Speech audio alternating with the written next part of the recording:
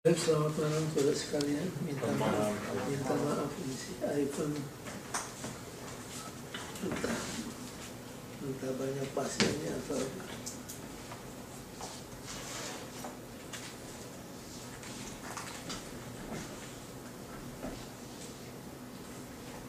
dalam bahasa Indonesia judulnya apa? Afghanistan dan kebaki. Crucified and Risen. Disalibkan dan bangkit.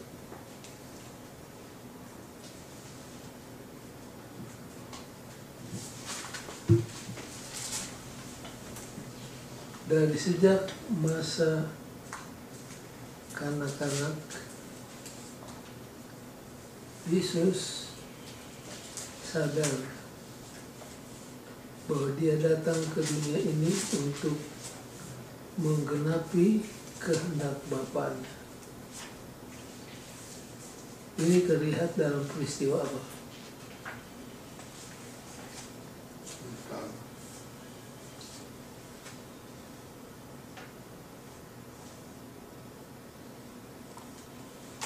Coba buka Lukas 2 ayat 41 sampai 50. Lukas pasal 2 ayat 41 sampai 50. Yesus pada umur 12 tahun dalam bait Allah. Tiap-tiap tahun orang tua Yesus pergi ke Yerusalem pada hari raya Paskah. Ketika Yesus telah berumur 12 tahun, pergilah mereka ke Yerusalem seperti yang lazim pada hari raya itu. Baik, umur berapa? 12 tahun. Kenapa umur 12? Karena umur itu adalah umur akil balik Orang Yahudi. bagi orang Yahudi. Buat orang Yahudi, bila mana anak kita mencapai usia 12 tahun, mereka langsung adakan upacara. Apa namanya? Bar mitzvah. Bar mitzvah. Dan anak itu disebut the son of the law, anak dari hukum. Kalau istilah dalam misiologi, bar mitzvah itu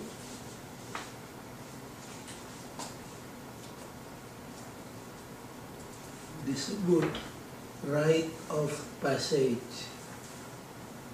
Rite of passage, satu upacara bahwa seorang anak pindah dari satu tingkat ke tingkat yang lebih tinggi. Tadinya anak-anak, sekarang dianggap dewasa. Bar mitzvah. Terus Pak Manu bacanya. Sehabis hari-hari perayaan itu, ketika mereka berjalan pulang, tinggallah Yesus di Yerusalem tanpa diketahui orang tuanya. Karena mereka menyangka bahwa ia ada di antara orang-orang seperjalanan mereka, berjalanlah mereka sehari perjalanan jauhnya, lalu mencari dia di antara kaum keluarga dan kenalan mereka. Karena mereka tidak menemukan dia, kembalilah mereka ke Yerusalem sambil terus mencari dia. Sesudah 3 hari, mereka menemukan dia dalam bait Allah. Ia sedang duduk di tengah-tengah alim ulama sambil mendengarkan mereka dan mengajukan pertanyaan-pertanyaan kepada mereka. Dan semua orang yang mendengar dia sangat heran akan kecerdasannya dan segala jawab yang diberikannya. Dan ketika orang tuanya melihat dia, tercenganglah mereka. Lalu kata ibunya kepadanya, "Nak, mengapakah engkau berbuat demikian terhadap kami? Bapamu dan aku dengan cemas mencari engkau." Jawabnya kepada mereka, "Mengapa kamu mencari aku? tidakkah kamu tahu bahwa aku harus berada di dalam rumah Bapakku? Tetapi mereka tidak mengerti apa yang dikatakannya kepada mereka. Lalu ia pulang bersama-sama mereka ke Nazaret, dan ia tetap hidup dalam asuhan mereka, dan ibunya menyimpan semua perkara itu di dalam hatinya. Dan Yesus makin bertambah besar dan bertambah hikmatnya dan besarnya, dan makin dikasihi oleh Allah dan manusia. Jadi dari ayat-ayat yang baru saja dibaca, kita mendapat kesan bahwa Yesus itu mengetahui, dia sadar bahwa kehidupannya di dunia ini adalah untuk menggenapi kehendak Bapaknya.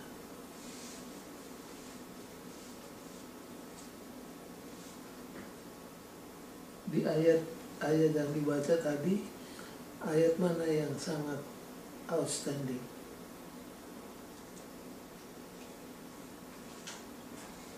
Waktu ibunya menegur dia, Oh, ibunya simpannya semua itu di dalam hatinya. Dia bilang, ia berkata kepada mereka, Mengapa apakah kamu mencari aku? kau mencari aku? Bukankah My father business. tidak tahukah kamu bahwa aku harus berada dalam my father's business? Jadi jawaban ini memberikan hint kepada kita bahwa Yesus itu tahu, sadar bahwa hidupnya adalah untuk menggenapi kehendak Bapa yang ada di surga.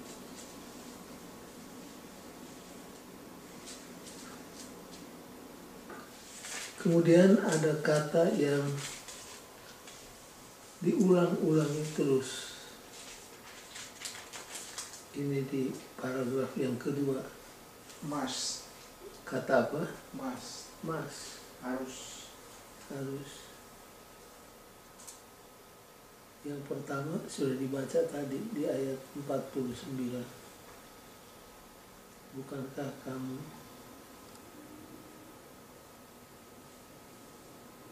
why did you seek me? Did you know that I must? Harus berada.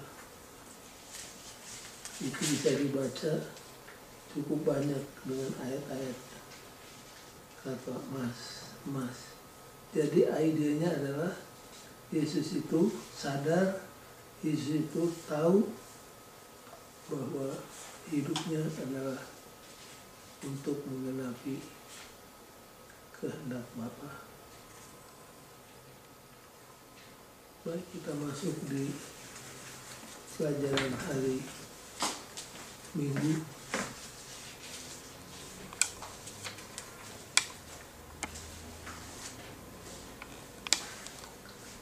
Getsemani, the fearsome struggle.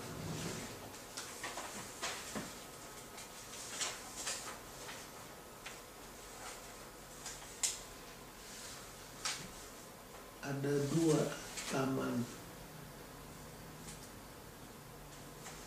yang disebut dalam Alkitab Perjanjian Lama sehubungan dengan kehidupan Yesus.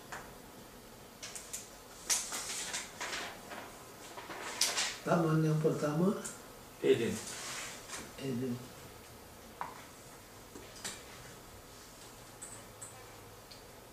Apa signifikans dari Eden?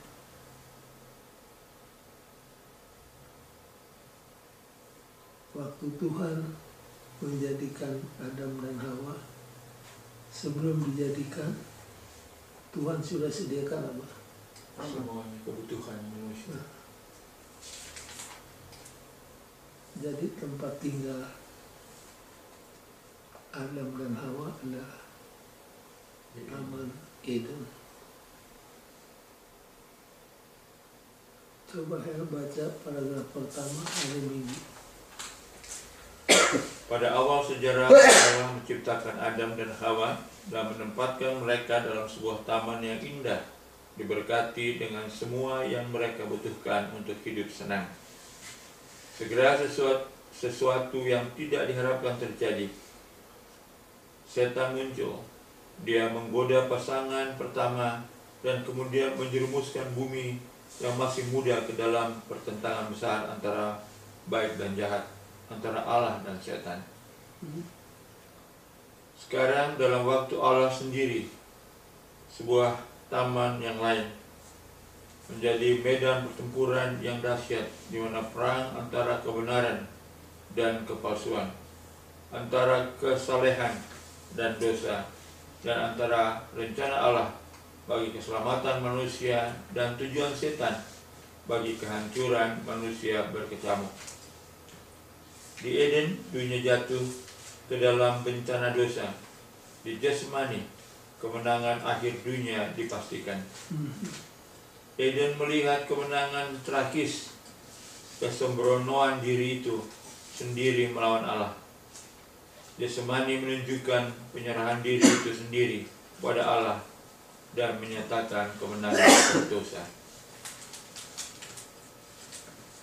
Baik.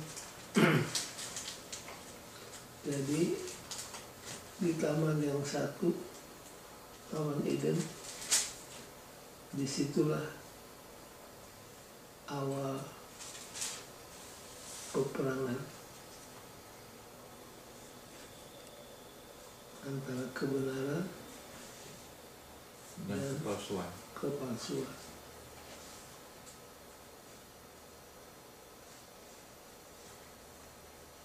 Ini adalah extension daripada the great controversy yang sudah terjadi di mana? Historia. Di surga.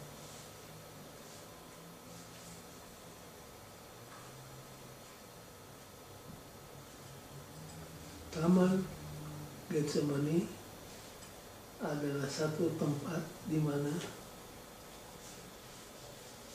keselamatan manusia berada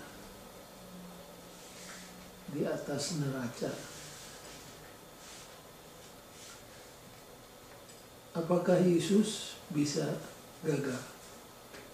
Bisa. Waktu Yesus Tuhan menjelma jadi manusia, itu adalah satu risky business. Karena dia bisa apa? Tergoda. Bisa kalah.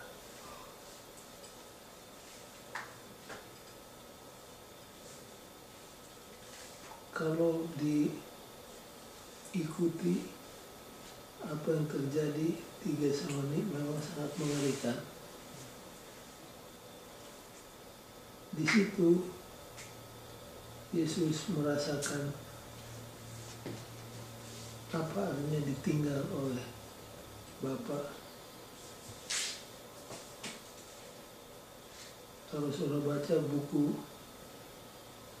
Desire of Ages tentang pergumulan Yesus di Getsemani, memang sangat sangat mengenaskan.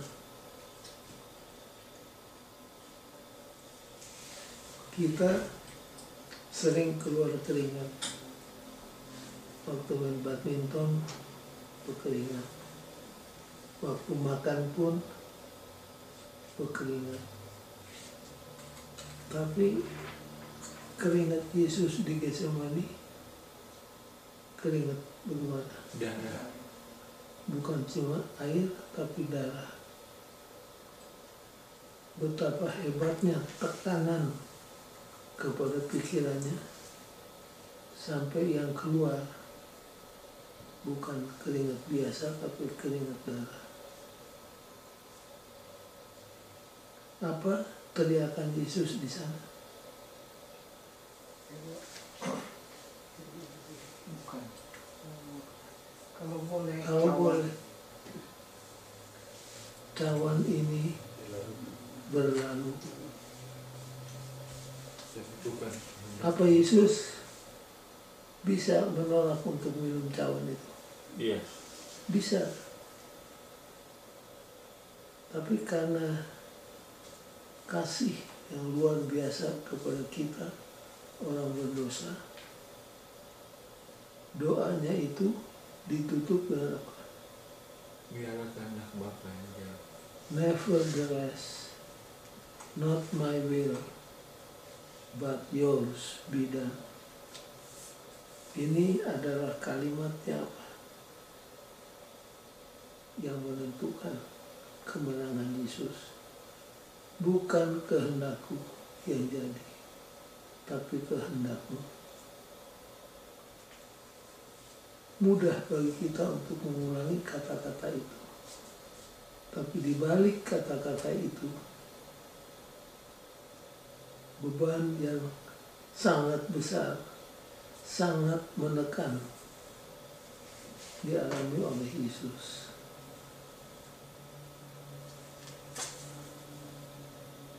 Paragraf terakhir ya. Semua pasukan setan dihadapkan menentang Yesus. Murid-murid itu yang dia sangat kasihi bungkam terhadap penderitaannya. Tetesan darah jatuh setetes demi setetes.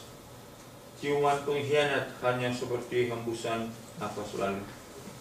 Dan imam-imam dan penjaga-penjaga bait suci hendak menerkam.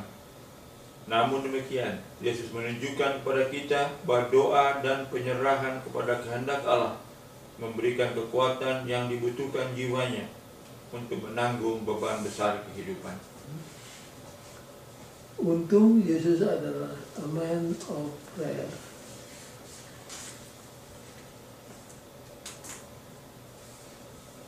Jadi doanya itulah yang sangat mengesankan.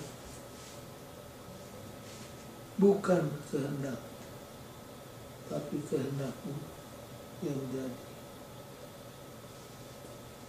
Ini adalah satu komitmen yang luar biasa.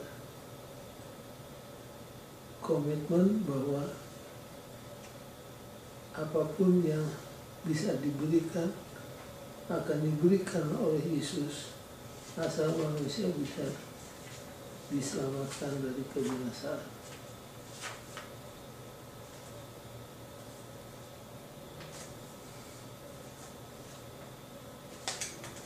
Eden adalah taman tempat di mana dosa dimulai.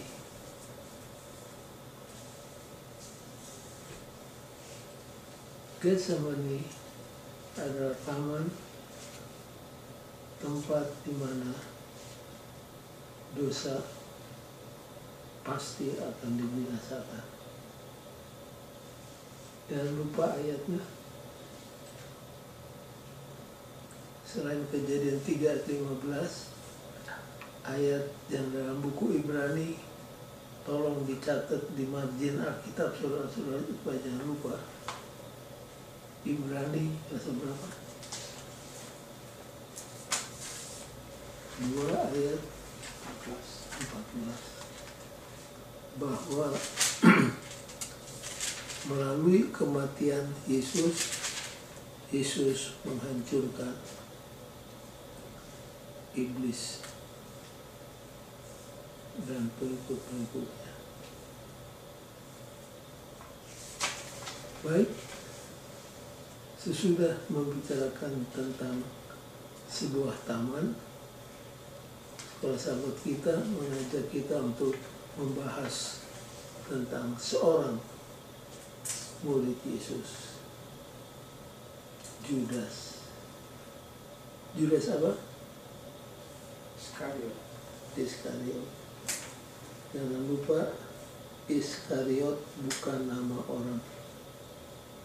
Ada orang pikir Judas anak Iskariot, bukan. Iskariot nama apa? Tempat. Nama tempat. Di mana itu?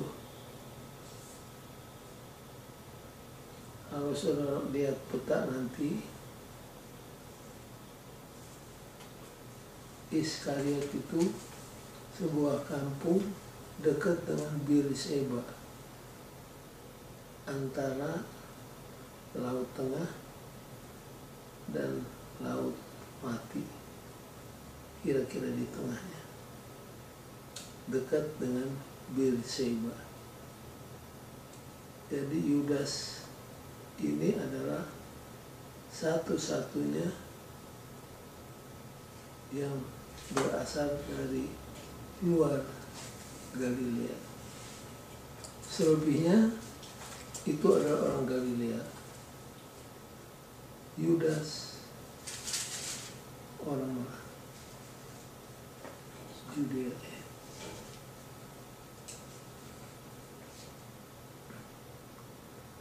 Kemudian setan masuk ke dalam diri Yudas yang disebut Iskariot, satu dari antara 12.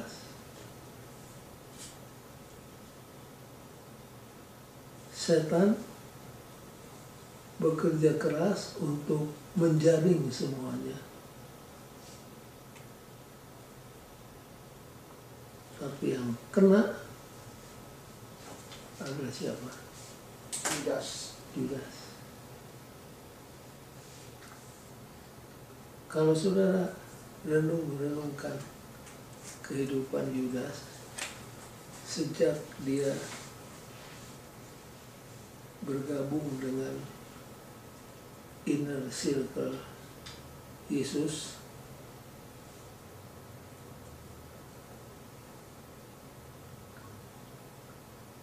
apa saja peristiwa yang saudara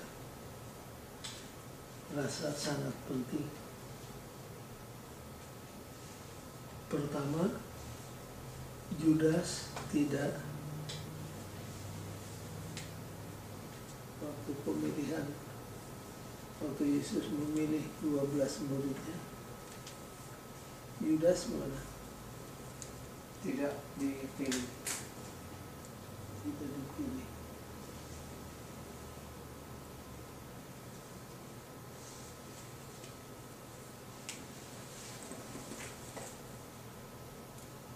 Dia apa? Melamar. Menawarkan dirinya. Nah, waktu itulah apa jawaban Yesus?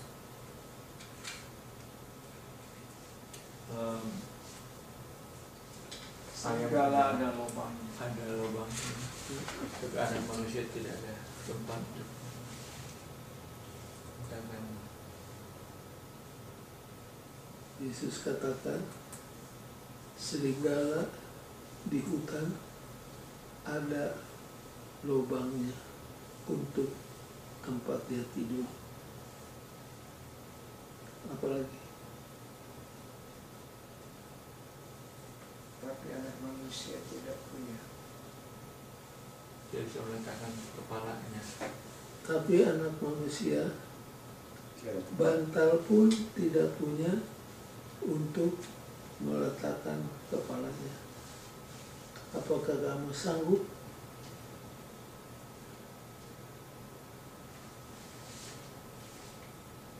Judas bilang apa? Sanggup. Sanggup.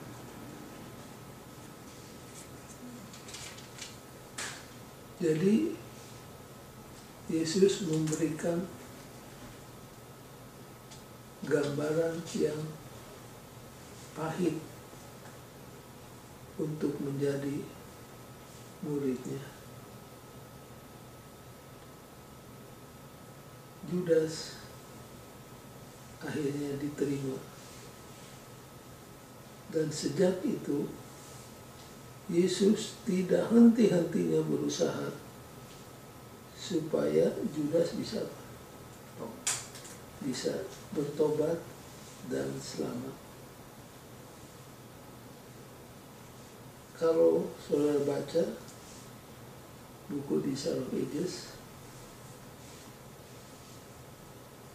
dari 12 muridnya, Judas inilah yang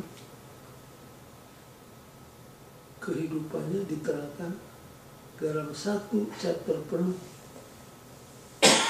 Kalau saudara buka Kisah Pages chapter 76, itu semuanya tentang siapa? Judas. Tentang Yudas.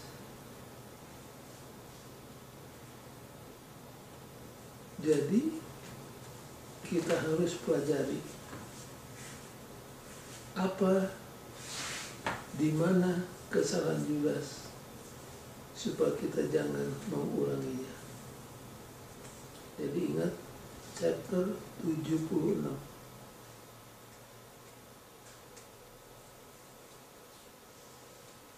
Kalau edisi istimewa halaman 716. Saya nggak tahu yang standar berapa, tapi di yang istimewa 716.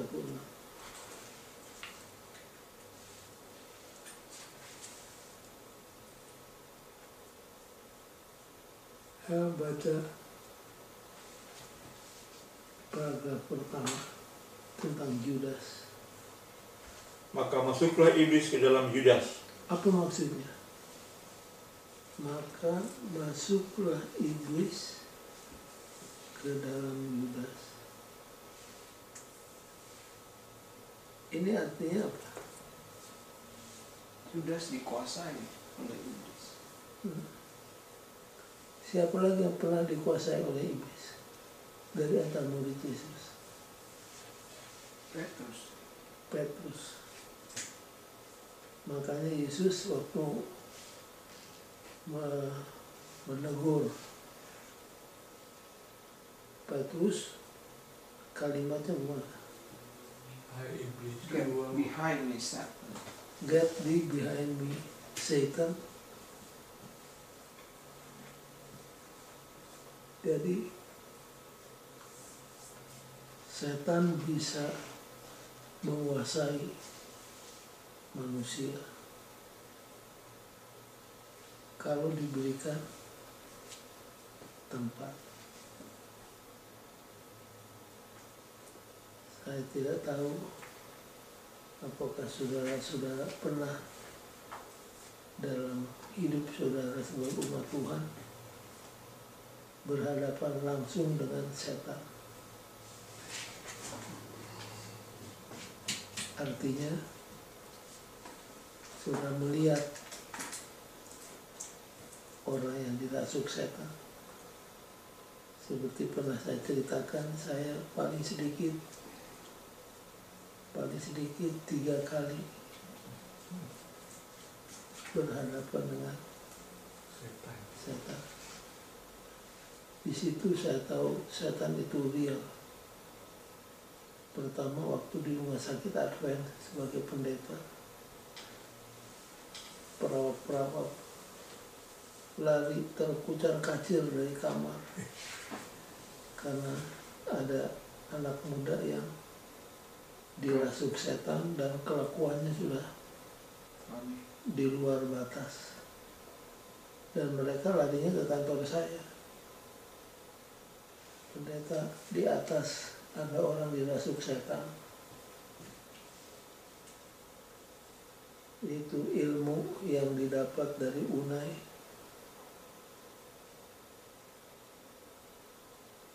Tidak bisa kita gunakan. Yesus katakan hal seperti ini hanya akan bisa diatasi oleh apa? Berdoa dan berpuasa. Berdoa dan berpuasa. Dan lagi di Unai tidak ada kurikulum bagaimana mengusir setan. Di Andrews pun tidak ada kurikulum mengusir setan. Sekarang di Fuller Theological Seminary nampaknya ini sangat dipentingkan. Exorcism itu orang yang mempunyai kekuatan untuk berhadapan dengan siapa? Setan. Dengan setan. Then Satan enter Judas. Bayangkan kalau setan masuk dalam hidup saudara. Inilah yang terjadi sama siapa? Judas. Sama Judas. Padahal kalau mau dilihat dari segi manusia, dari antara 12 murid Yesus, yang paling potensial Judas, yang paling tinggi pendidikannya Judas. Dialah yang Nyonya White katakan mempunyai executive ability. Jadi dengan modal ini Judas merasa dirinya sebagai nomor 1. Makanya dia diangkat jadi apa? Bendahara. Jadi bendahara.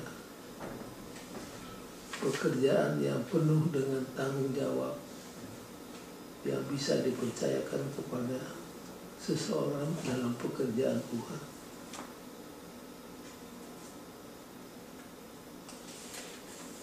Kemudian peristiwa yang menyorok waktu Yesus memberi makan 5.000 orang. Judas merasa bahwa this is the moment. Sementara orang banyak menerima makan secara ajaib, inilah saatnya untuk mengangkat Yesus jadi raja dengan paksa. Jadi sambil membagi roti dan ikan, dia mengadakan whispering campaign supaya mereka semua angkat Yesus sebagai raja. Coba baca paragraf yang kedua, hari Senin. Lukas menceritakan bagaimana Yesus berdoa sendirian semalam-malaman di atas bukit sebelum ia memilih murid-muridnya. Dan Yesus yakin bahwa 12 murid itu adalah pemberian Allah kepadanya. Apakah Judas benar-benar sebuah jawaban doa? Bagaimanakah kita dapat memahami apa yang sedang terjadi di sisi lain, pengkhianatan dan kemurtadan Judas? Apakah maksud Tuhan akan terlaksana? Terus Judas yang memiliki begitu banyak potensi yang dapat menjadikannya seorang Paulus yang lain, justru perginya ke arah yang benar-benar salah. Pengalaman jasmani apa yang telah terjadi baginya, kalau bukan seperti kejatuhan di Eden, ia telah menumpuk roh keserakahan yang jahat itu sampai hal itu telah menjadi motif kehidupannya yang mengendalikan dia. Cinta akan mamon melebihi cintanya bagi Kristus. jadi inilah salah satu problema dari hidup Judas. Dia lebih mencintai uang daripada mencintai Kristus. Jadi uang nampaknya menjadi obsesi yang luar biasa dalam hidup Judas.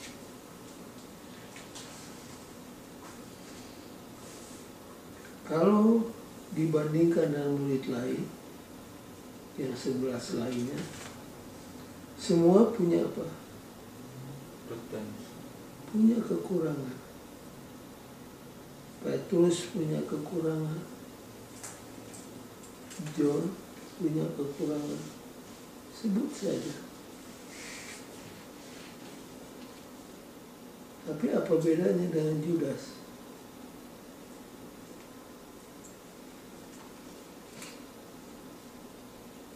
Judas tidak pernah tiba kepada poin di mana dia mau menyerahkan dirinya sepenuhnya kepada Kristus. Dia tidak mau komit.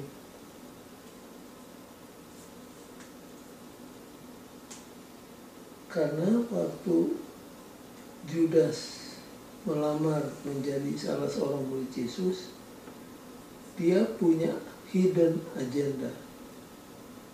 Apa hidden agendanya? Posisi. Posisi. Itu dia. Dia mengincar posisi dalam kerajaan Yesus.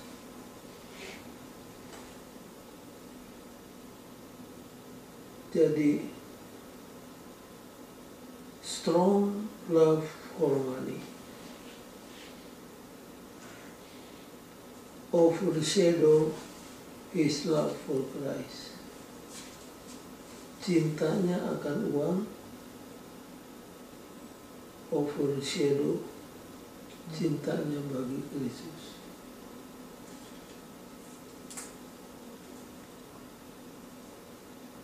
Kemudian sesuai itu menyebut Judas tidak pernah tiba kepada satu poin di mana dia serahkan dirinya sepenuhnya kepada Kristus. Dia mempunyai cinta yang dalam akan uang.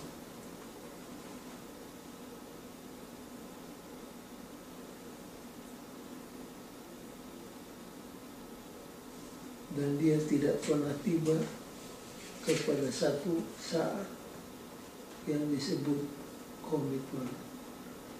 Dia hanya puas dengan contribution.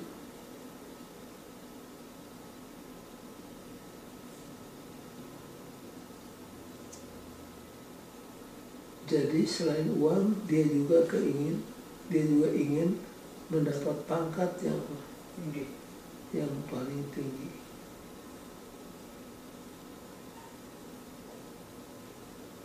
Kalau saudara mau detailnya, silahkan baca satu chapter penuh tentang Judas.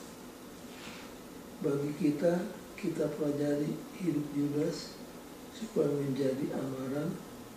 Jangan sampai kita mengulangi sifat-sifat Judas yang tidak berkenan kepada Tuhan.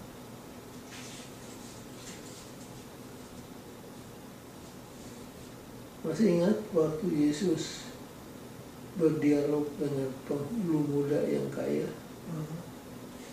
Waktu Yesus katakan jual berapa banyak? Semua hartamu dan bagi-bagi kepada orang miskin, kamu akan dapat berkat dari surga. Pada waktu Yesus menghadapkan kepada penghulu muda yang kaya, ini di Sarah Ages, the condition of discipleship. Waktu Yesus menghadapkan kepada penghulu muda yang kaya tentang syarat-syarat menjadi murid, Judas was displeased. Judas tidak merasa senang.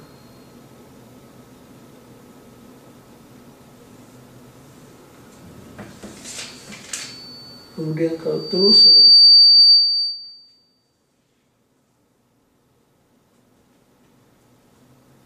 yang terakhir yang saya mau terangkan, Judas ini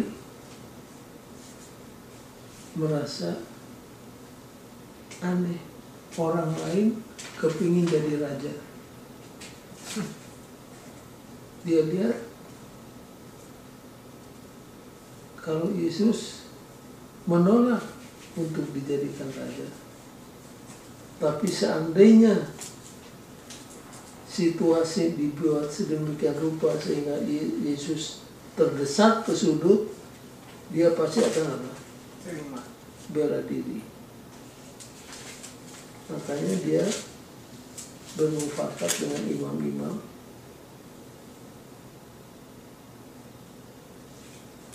untuk membunuh Yesus. Siapa tahu Kalau sampai nyawanya terancam, dia akan bikin mujizat. Tapi perhitungan Yudas bagaimana? Meleset sama sekali. Makanya waktu Yesus ditangkap dan Yesus tidak melawan, tidak mengadakan mujizat untuk menyelamatkan dirinya, Yudas benar Kecewa. sangat kecewa. Dia lari. Kalau halaman 722 di Psalm of Ages dibaca, bunyinya begini. Dengan kuat dia grasp, dia pegang itu jubah Kayafas, dan dia minta kepada Kayafas untuk lepaskan Yesus, sambil memberitahukan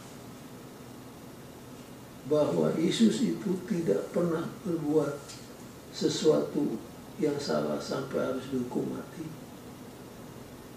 Kayafas dengan marah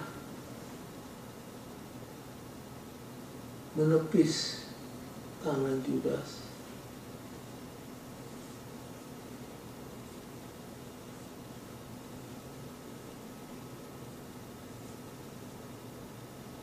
Aku sudah berdosa, kata Yudas.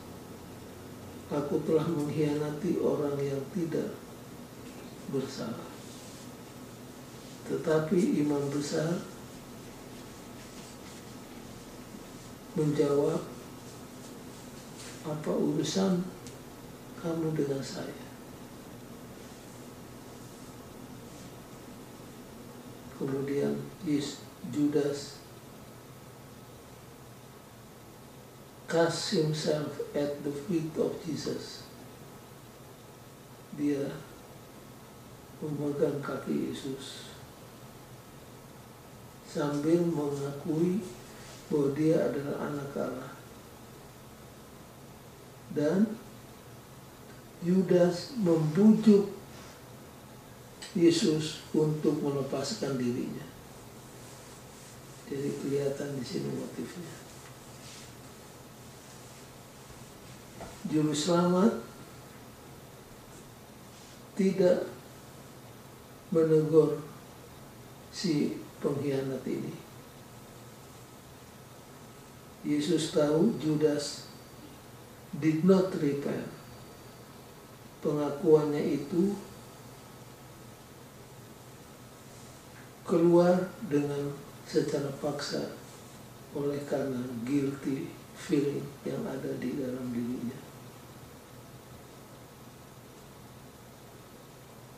Tapi Yesus tidak mengeluarkan kata-kata yang menghukum dia.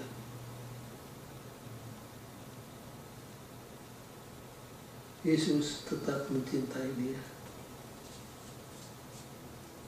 Judas kemudian keluar dari gedung itu. Sudah terlambat. Dia merasa dia tidak sampai hati untuk melihat Yesus disalibkan. Dan dengan penuh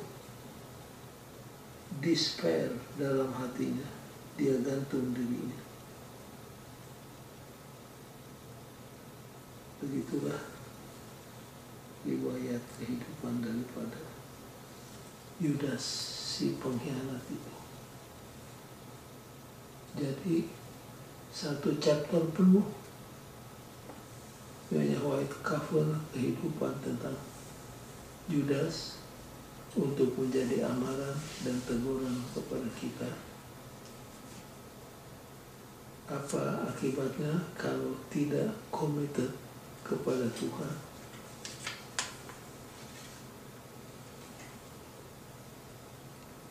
Hari Selasa tentang dua pilihan. Memilih ikut dia, kalau tidak ikut kita apa? melawan, either for him or against him. Jadi hanya ada dua pilihan. Ikut dia atau melawan dia.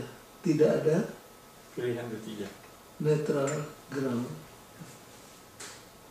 He who is not with me is against me, and he who does not gather with me scatter abroad.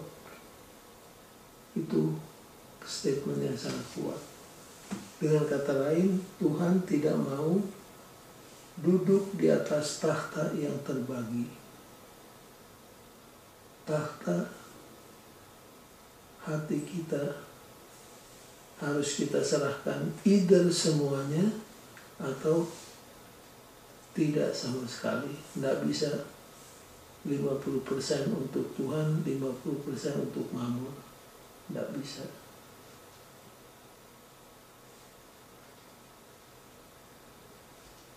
Kemudian kalau saudara simak di pelajaran hari Selasa, ada 3 disebutkan: Sanhedrin, Pilatus, dan Herodes. Pertanyaannya ialah,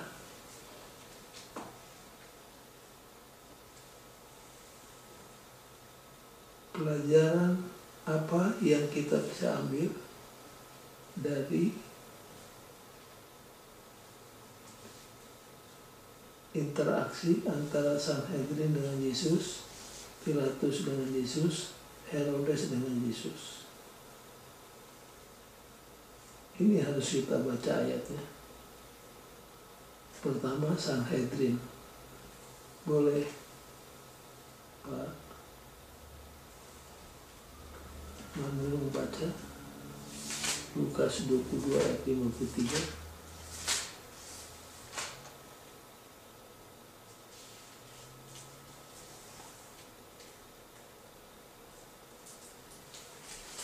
Sanhedrin itu apa? Majelis anggota majelis. Majelis tertinggi. Jadi kalau dibilang dia adalah anggota Sanhedrin, itu dianggap orang-orang yang terhormat, kaum elit, rohaniawan. Lukas 22 ayat 53. Padahal tiap-tiap hari aku ada di tengah-tengah kamu di dalam bait Allah, dan kamu tidak menangkap aku. Tetapi inilah saat kamu, dan inilah kuasa kegelapan itu. Terus mendadak. Apa maksudnya ini? Lukas 22.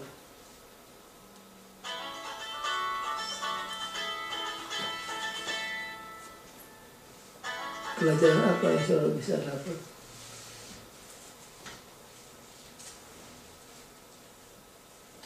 Kesalahan apa yang mereka buat terhadap Yesus?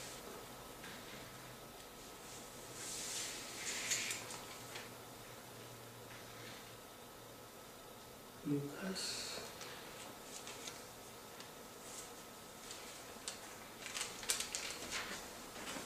kan ada interaction antara Sanhedrin dengan Yesus.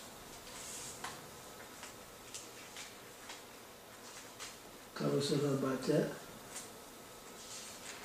apa pelajaran dari sikap Sanhedrin kepada Yesus?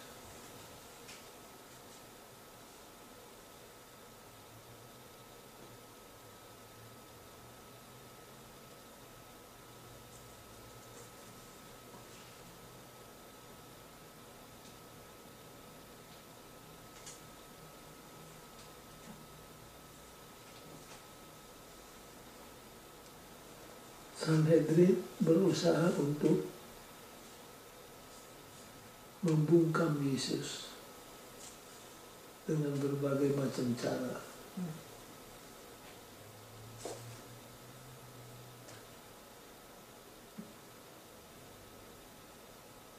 Sampai akhirnya, kalau saudara masih ingat, siapa yang dalam rapat Sanhedrin membela Yesus? Nikodemus. Apa Nikodemus katakan? Dari situ saya dapat clue. Presumption of innocence. Apakah kamu akan menjatuhkan hukuman kepada seorang sebelum Kamu mengaji orang itu diberi kesempatan untuk membela diri. membela diri? Kalau dalam bahasa Indonesianya, asas Praduga tidak bersalah. praduga tidak bersalah. Artinya seorang harus dianggap benar sampai dibuktikan bahwa dia Bersalah. presumption of innocence. Itu dikemukakan oleh siapa? Nikodemus. Jadi dari situ kita bisa lihat bahwa Sanhedrin ini mau menutup mulut Yesus, kalau bisa membunuh Yesus tanpa apa? Pengadilan.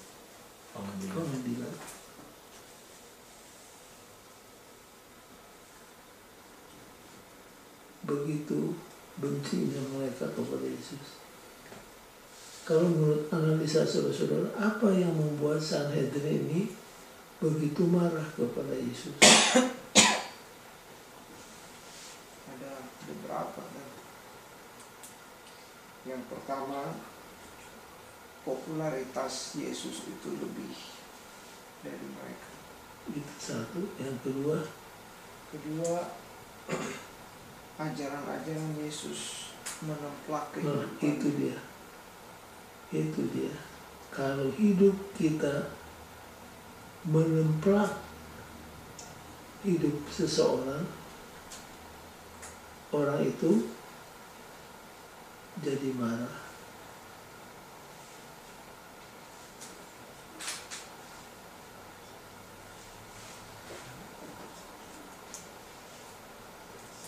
Kalau Pilatus berteriak-teriak, I find no fault in him. I find no fault in him. Ya kalau I find no fault in him, lepaskan dan protect him. Tapi tidak demikian. Hanya di mulutnya dia berteriak-teriak, I find no fault in him. Padahal dia akhirnya cambuk Yesus. Lalu kenapa Pilatus menyuruh supaya Yesus dicambuk dengan begitu kejamnya? Supaya ini strategi Pilatus, supaya orang banyak kasihan dan katakan apa? Cukup, lepaskan. Tapi itu tidak terjadi.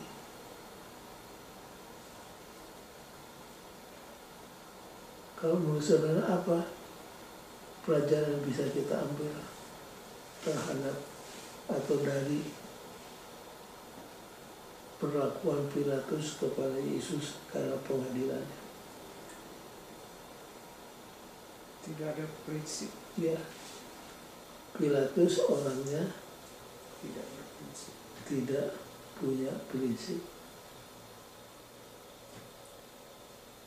Pada waktu orang banyak katakan, kami akan laporkan ke Kaisar, Pilatus terus ingat kedudukannya sebagai gubernur. Padahal akhirnya apa yang ditakuti itu yang terjadi kepadanya. Dan Pilatus ditegur oleh siapa? Istrinya. Istrinya sendiri.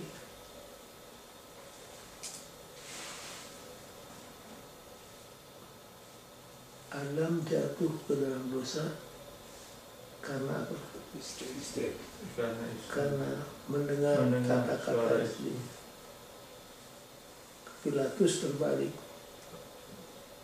Pilatus binasa karena Tidak mau mendengar. tidak mau mendengar kata-kata istrinya.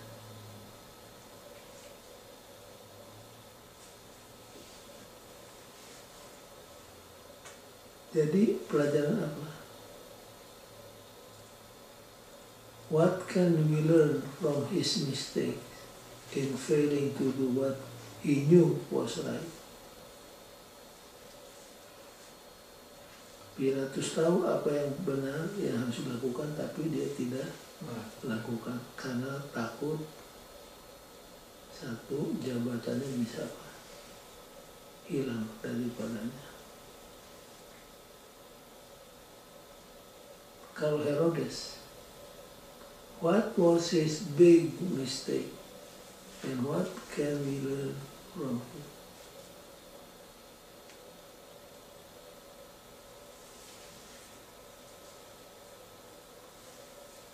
Apa kesalahan itu? Dek, boleh baca Lukas 23 ayat 6 sampai 12. Lukas 23 ayat 6.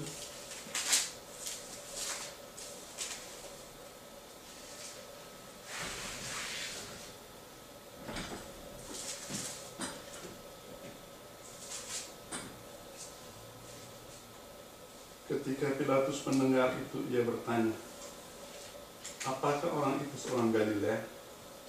Dan ketika ia tahu bahwa Yesus seorang dari wilayah Herodes, ia mengirim dia menghadap Herodes, yang pada waktu itu ada juga di Yerusalem.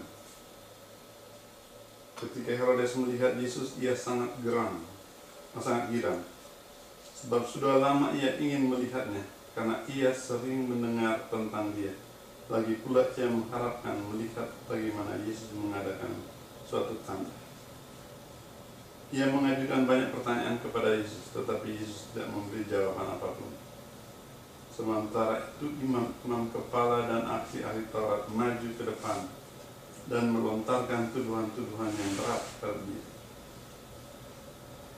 Maka mulailah Herodes dan pasukannya menista dan mengolok-olok dia. Ia mengenakan jubah kebesaran kepadanya, lalu mengirim dia kembali kepada Pilatus. Dan pada hari itu juga bersahabatlah Herodes dan Pilatus. Sebelum itu mereka bermusuhan. Dalam bahasa Inggris ada statement,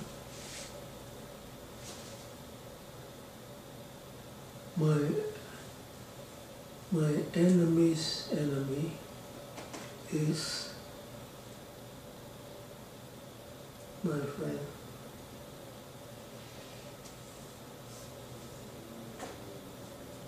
Pilatus dan Herodes tadinya bukan Bermusuhan.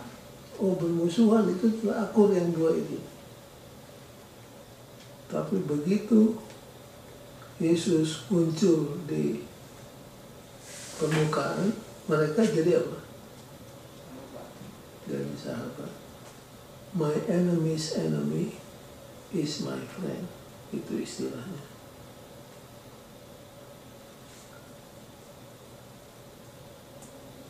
Apa yang saudara bisa pelajari dari Herodes? What was his big mistake? What can we learn from it?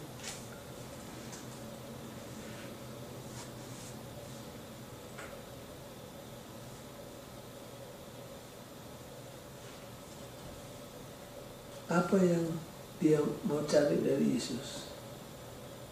Dia kepingin ketemu Yesus. Supaya Yesus buat miracle. Itu dia. Ini orang suka yang sensasional, sesuatu yang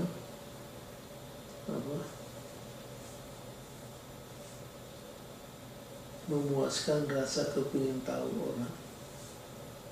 Nyonya White memberikan keterangan Ya. mengenai Herodes. Kenapa Yesus tidak mau jawab? Ya. Karena Yesus sudah tahu bahwa Herodes itu sudah tahu dari Yohanes Pembaptis. Jadi tidak ada guna lagi dia mau jawab. Betul. Makanya Yesus tidak Menjawab. menjawab. Yesus berdiam. Jadi ada waktunya berbicara, ada waktunya apa? Berdiam. Dan Herodes ini, Yesus tidak menggubrisnya. Dan Herodes berpikir bahwa Yesus itu adalah siapa? Yohanes. Yohanes Pembaptis yang bangkit. Nah ini demikian karena Herodes itu disiksa oleh Guilty feeling. guilty feeling. Dan yang saya katakan, tidak ada sengat yang lebih menyakitkan selain daripada sengat guilty feeling.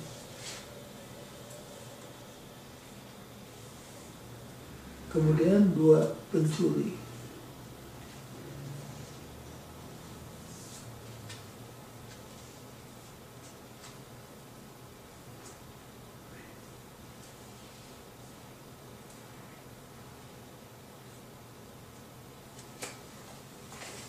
Itu sudah kita hafal ya. Pencuri satu, pencuri kedua. Itu juga dibahas panjang lebar dalam buku The Desire of Ages. Kalau sudah ditanya, pelajaran apa yang bisa kita ambil dari dua pencuri ini?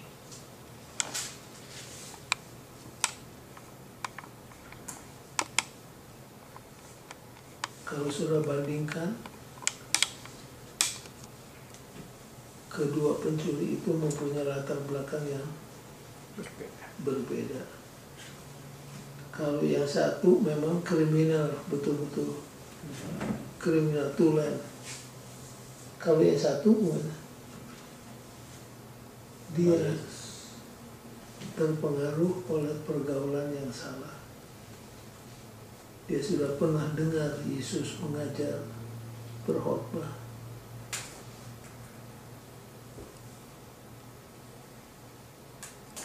Dan di saat-saat terakhir dari hidupnya, dia ambil keputusan yang tepat. Dan dia tegur siapa? Temannya disebut.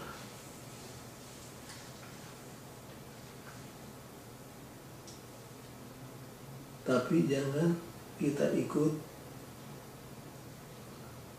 apa yang dilakukan oleh pencuri yang selamat itu. Dalam Alkitab cerita seperti ini hanya satu. Jadi riskan kalau kita mau ikut jejak daripada yang satu itu. Kalau kita mau bertobat, jangan tunggu sampai kita disalib. Jadi kalau kita mau bertobat, sekaranglah waktunya.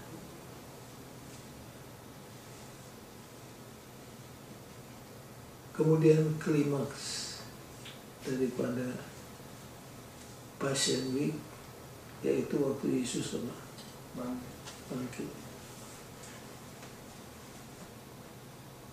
Kalau Yesus tidak bangkit,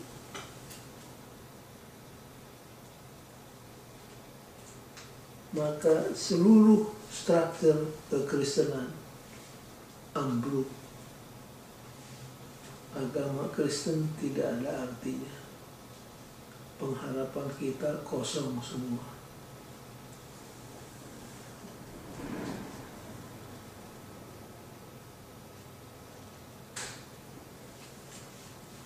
Kalau sudah baca di pelajaran sekolah sahabat hari Rebu ada pertanyaan, mengapa kebangkitan Yesus begitu penting dalam pekabaran rasul-rasul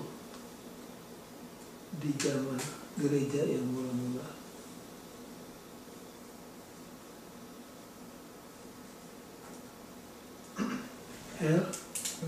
Baca paragraf yang ketiga.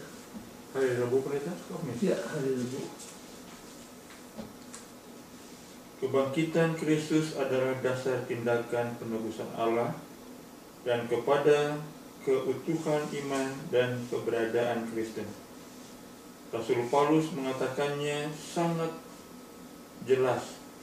Andai kata Kristus tidak dibangkitkan, maka sia-sialah pemberitaan kami dan sia-sialah juga kepercayaan kamu.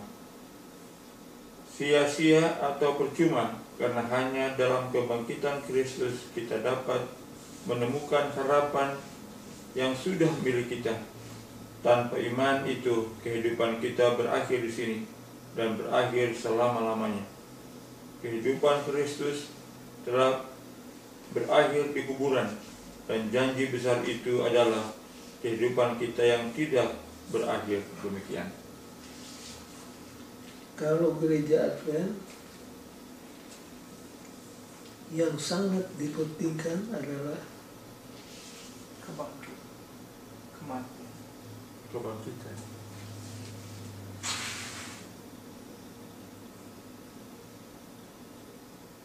Kalau Advent punya trademark sendiri,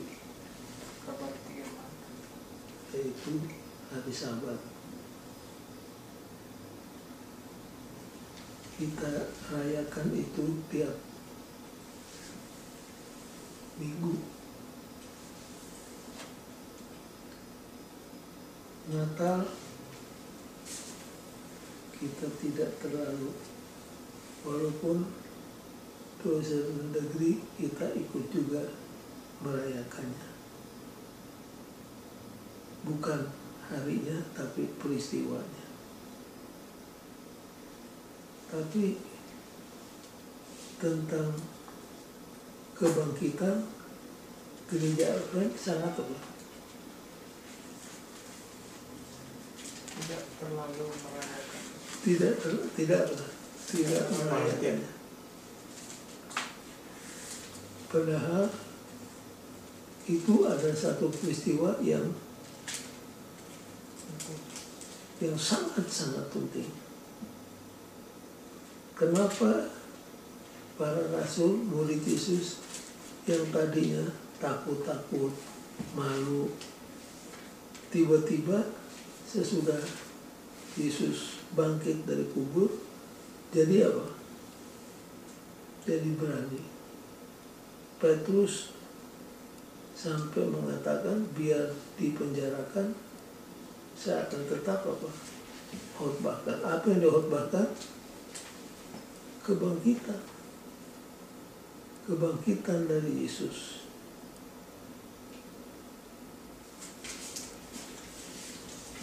Baik, kepada atau berapa kali Yesus menampakkan diri sebelum naik ke surga, sesudah dia bangkit.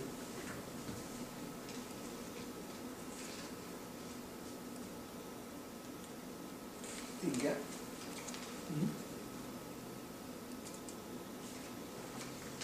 Berapa kali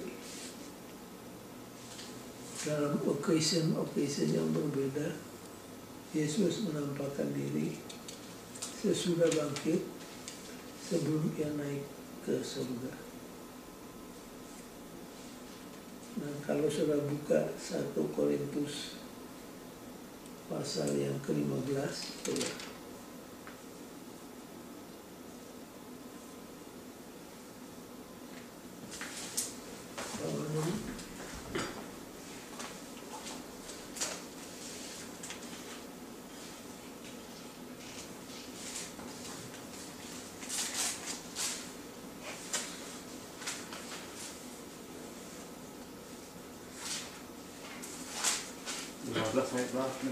Mulai 1 sampai 11. Kebangkitan Kristus. Dan sekarang, saudara-saudara, aku mau mengingatkan kamu kepada Injil yang aku beritakan kepadamu dan yang kamu terima dan yang di dalamnya kamu teguh berdiri. Oleh Injil itu kamu diselamatkan asal kamu teguh berpegang padanya, seperti yang telah kuberitakan kepadamu, kecuali kalau kamu telah sia-sia saja menjadi percaya.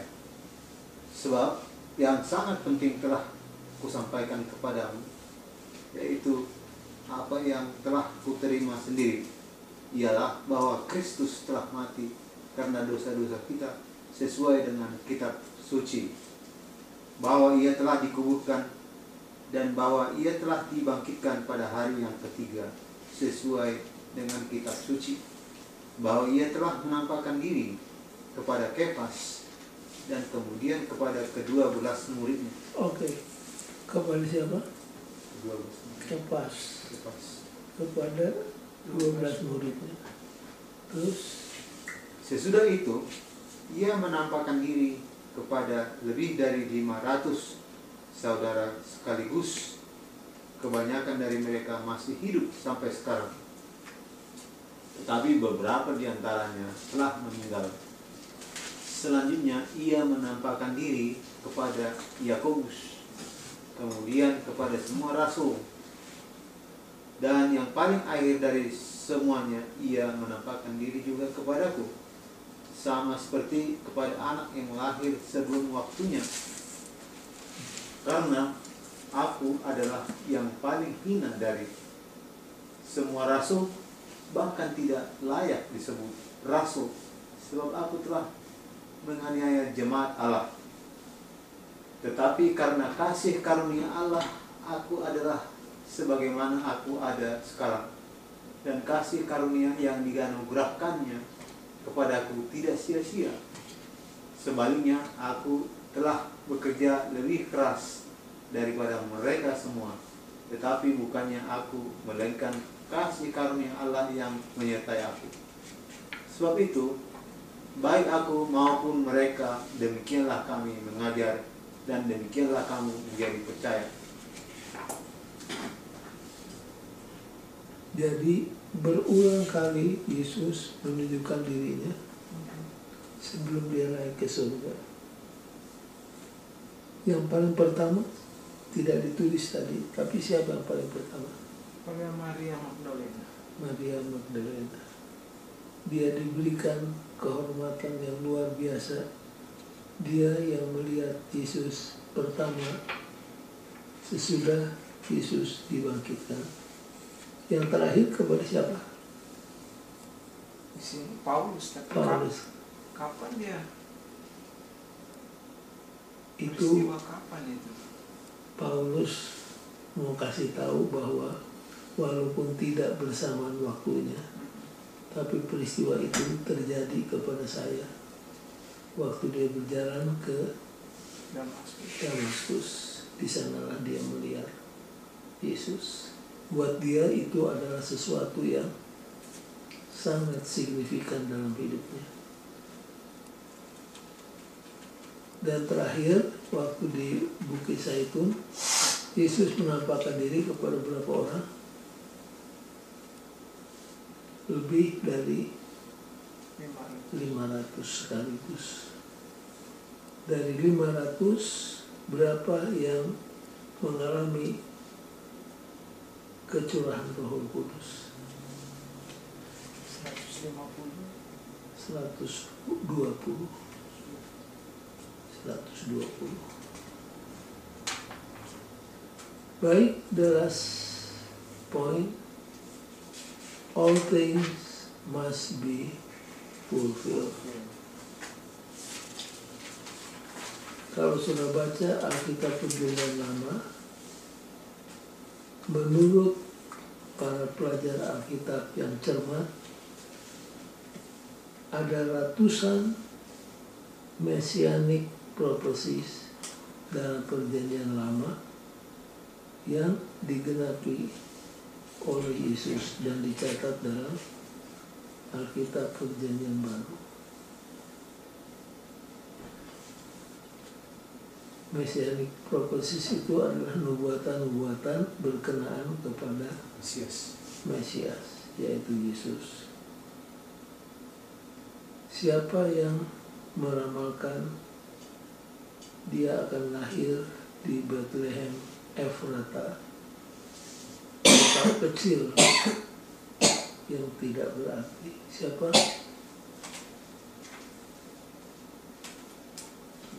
Mika. Siapa yang menyebut tentang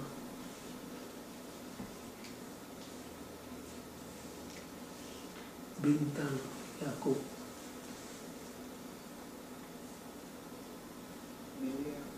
Balaam. Dari mana Balaam tahu? Balaam kan bukan Balaam, orang Majus. Orang Majus. Orang Majus itu tahu dari mana?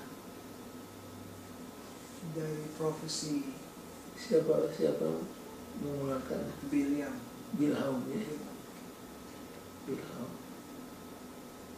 Karena orang tanya dari mana itu orang Majus yang bukan orang Yahudi kok bisa berkata di mana bintangnya, di mana raja yang baru lahir, karena aku sudah melihat apa bintangnya.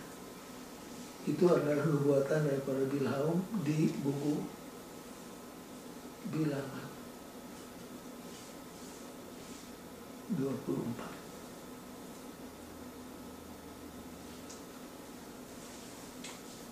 Lahir dari anak darah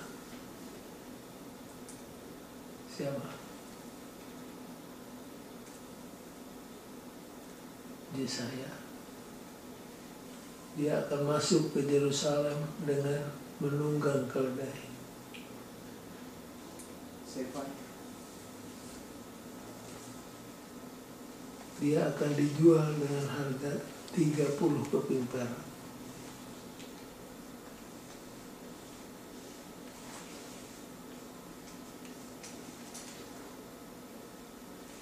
Jadi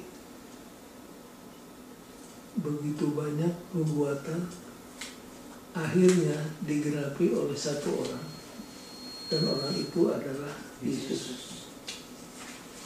Tidak heran kalau dikatakan bahwa the most convincing proof that Jesus is the Messiah adalah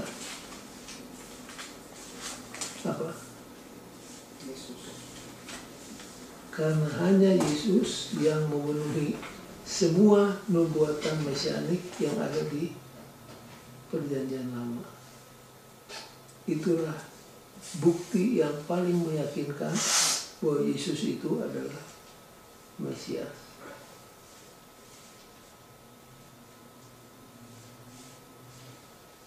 Hari Sabat lalu ada seorang mendekati saya sementara makan di Unisdak. Orang ini bertanya, ini tidak ada hubungan dengan sholat Sabat, cuma sedikit saja kalau ada hubungannya. Dia Pak Sumarna, saya mau bertanya tentang nama gereja Advent. Kalau di Amerika ini nama kita yang resmi The Seventh-day Adventist. Kenapa di Indonesia tidak disebut Gereja Advent Hari ke-7? Kenapa ada diselipkan satu kata yaitu Masehi? Cuma karena gedung itu mau dipakai, belum terjawab, sudah harus bubar karena mau dibersihkan. Jadi belum terjawab. Seandainya sudah ditanya, kenapa gereja kita di Indonesia namanya apa? Masehi. Gereja Hari ke-7. ya Masehi. Kenapa ada Masehi? Kalau ada, apa artinya? Itu yang ada hubungannya dengan nubuatan. Masehi itu Karena aslinya The Seventh-day Adventist Church. Dan untuk saudara ketahui, ada satu detail yang tidak boleh saudara lupakan. Kalau menulis nama The Seventh-day Adventist, jangan lupa ada apa?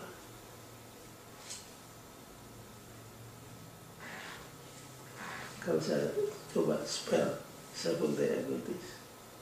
SEVENT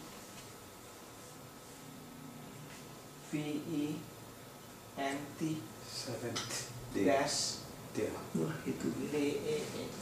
D-A-Y. Dash-nya itu jangan sampai hilang. The Seventh Day Adventist. Seventh Day ada apa? Dash. Dash. Kenapa? Tadinya gereja di Ontario, pertama saya datang, tidak ada dash-nya. Jadi saya panggil Oliver Sagala. Saya bilang saya cuma mau kasih tahu supaya kita akurat. Itu 7 day itu mesti ada apa? Dash. Dash. Karena kalau tidak artinya bisa jadi lain. Sekarang udah diganti. Kembali kepada Masehi.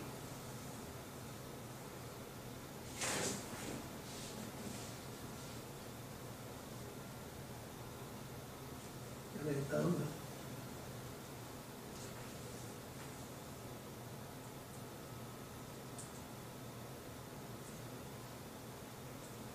Itu menyimpang after all. Jadi pelajaran dari hari Kamis itu apa? Pelajarannya ada di paragraf 1, 2, 3, 4, kelima. Ini yang harus ditekankan.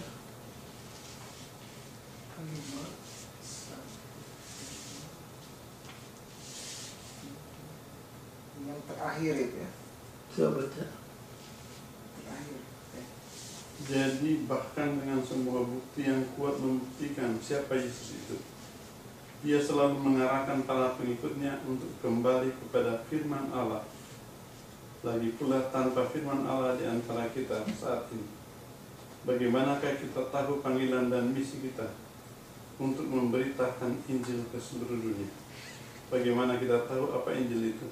Itulah sebabnya Alkitab itu adalah inti bagi kita sekarang ini, sebagaimana bagi Yesus dan murid-muridnya.